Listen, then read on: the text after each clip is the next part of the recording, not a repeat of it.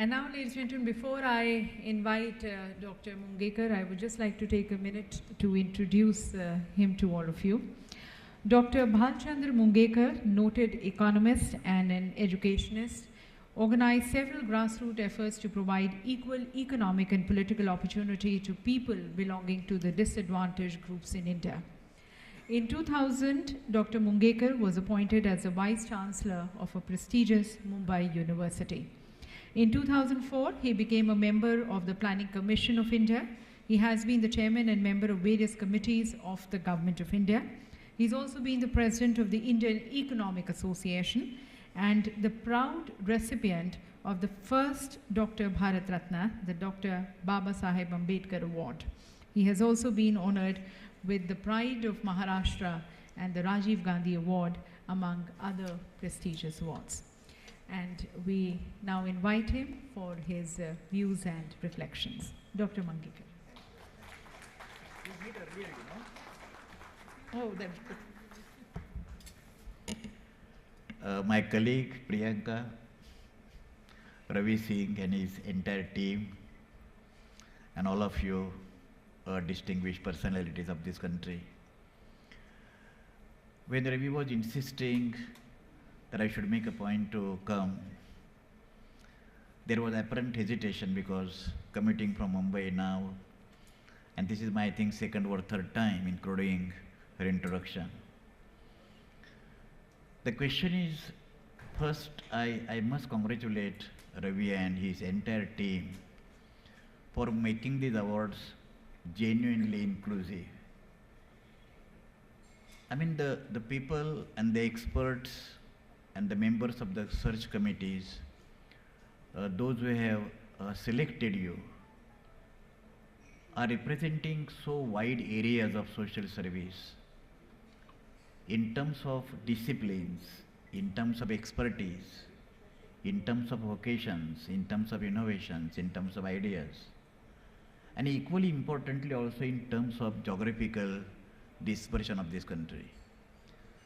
Sometimes what happens is our entire mindset of over a period of time has become somewhat urban centric, and even within that, few metropolis such as Mumbai, Kolkata, Chennai, Delhi, recently Ahmedabad, Bangalore, Hyderabad, that is no more true because it's not the monopoly of metropolis to develop ideas and innovative ideas. That's why once again I congratulate Ravi. In fact, while making us honor you, we must congratulate you for giving us the opportunity to honor ourselves by giving these awards. That is a great pleasure for us. If I say during last few hundred years, two concepts for words have changed the entire world. One is idea. The importance and the strength and vibrancy of word idea was explained by Professor John Maynard Keynes, General Theory of Employment, Interest and Money. It is ideas that has been moving the world. And second point is innovation. All of you are closely aware of the distinction between invention and innovation. If only inventions remain confined to being inventions themselves, there is no much progress of human civilization. Inventions need to be translated into innovations. And the power and the capacity, ability of innovation was first discussed in economic theory by Joseph Schumpeter, another British economist, who said that the entire industrial transformation takes place either through development or innovation of new product, or through method of making the same product, or the same product, same method, different method by developing the market. And that is the capacity of the entrepreneurs. Conventionally, economic theory speaks about entrepreneur being industrialist, manufacturer, owner of the company, owner of the enterprise. It's no more true. Entrepreneurship is basically building capabilities of doing something different. And the areas in which you have worked and you have excelled and you have proved your ability to do something differently is really remarkable. And from the bottom of my heart, as an academician, she was mentioning about politics. It is just coincidence, but I am a teacher by conviction. And as a matter of conviction, I resigned earlier from my profession of Reserve Bank of India and joined teaching. You are doing absolutely greater service to the nation. Two things I want to mention on this occasion. One is, we are talking of rate of growth, and that is absolutely necessary. Even today we are fastest growing economy. Though Mr. Raghuram Rajan, who will be retiring very soon on 4th of September, he said that we should not become complacent because he just happened to give, because he is of Indian origin, those who are serving chief economists of International Monetary Fund. He simply said that, Andho mein kana raja.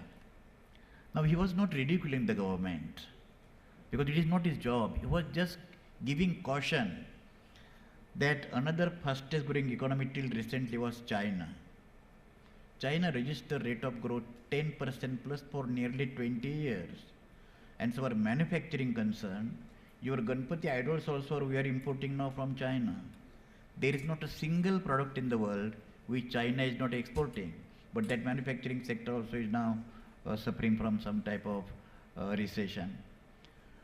Now, what Rajan was saying was basically we are 7.6% now as against China's 7.6 or 7.4 as against China's 6.9, 6.5%. But even today our economy is $1,500 per capita annual income. We are not even a middle range developing country. For that we require nearly $8,000 to $9,000 per capita annual income, for which we have to grow not less than at the rate of 9% for next 10 to 15 years. This is challenge before the Indian economy and Indian policy makers, independent of political parties. She was absolutely right. Indians have made habit of politicizing each and everything, and that habit must be given up at the earliest. Though discussion of politics in any issue is indispensable, because there is nothing without economics, without politics, without sociology, without history, and likewise. Second point is, despite such higher rate of growth, we also have to think about that really whether growth is trickling down. And last 20 years, though growth has played an important role in reducing the poverty, it is not the most reliable, powerful instrument of creating employment or reducing poverty. State intervention is absolutely necessary. And when you people, when you are discovering something new methods, also will be contributing to ultimately see and ensure that growth for whom? Growth for not for members of Planning Commission. Of course, it was abolished, though wrongly, though hastily. But the question is, growth for not 80 lakh bureaucrats. Though your areas are basically of expertise, you are social thinkers, you are men and women of ideas. You also must strike the society where you think that things go wrong. Now, for example, today we are talking about education, we are talking about health. Health is absolutely privatized. General hospitals are dilapidated, and private nursery and private clinics are flourishing like mushroom of growth. Education is absolutely privatized. 1.5 crore rupees deemed universities are charging for giving one MD seat. That's why even 50 vice chancellors' total retirement benefits are collected together would not be enough to get one admission for MD. These are more important vital questions. And what I shall be requesting you, divide of party politics. Politics and party politics, they are two different things, because party politics we take a position. Politics is not necessarily taking a particular party's position. Politics is indispensable from point of view of taking the disadvantaged sections, the disadvantaged and fragmented society further and further. Let us take the case of women. What is their share in the total GDP? How much they are getting employment? What is their honor in the family? Family is the greatest center of domestic violence. Now we generally hear that behind every successful man there is a woman. We don't understand that we are subordinating woman to man. Now from my third standard in my remote village, my grandmother made me feminist because she was telling me certain mythological stories. We should change. Behind every man there is a woman. We should start saying with every man there is a strong woman. That's what the question is, our value system. Our value system, our ideas, our thinking process, whatever areas we are working in, it must be at the aggregate level, take society at a higher and higher level of well-being. And well-being is not measured only in terms of economics. That is material well-being. Material well-being means which could be bought in terms of money, with the help of money. There is something greater than that. And that is the last point, that is human sensitivity. Radhakrishnan once said that man has learned how to fly, man has learned how to swim, but man is forgetting very fast how to live like a meaningful human life. And that, according to me, unemployment, poverty, regional inequality, political quarrels among and debates and all these things, notwithstanding them, society lives essentially on the vibrancy of human sensitivity.